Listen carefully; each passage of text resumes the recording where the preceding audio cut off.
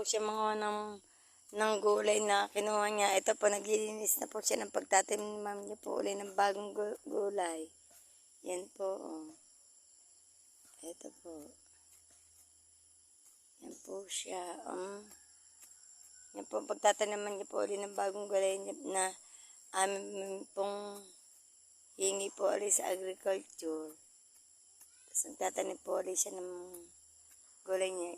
Ito lang po at ito lang po guys. And thank you.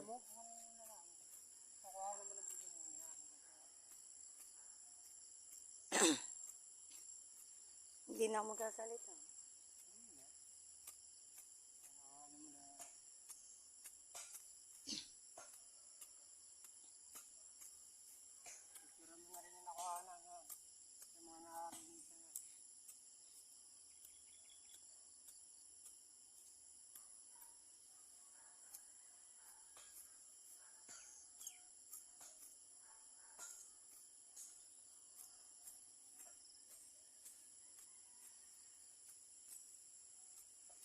Tama na. Tama na. Tama na. Yan ako na.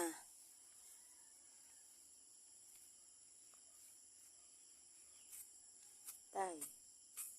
Tama na.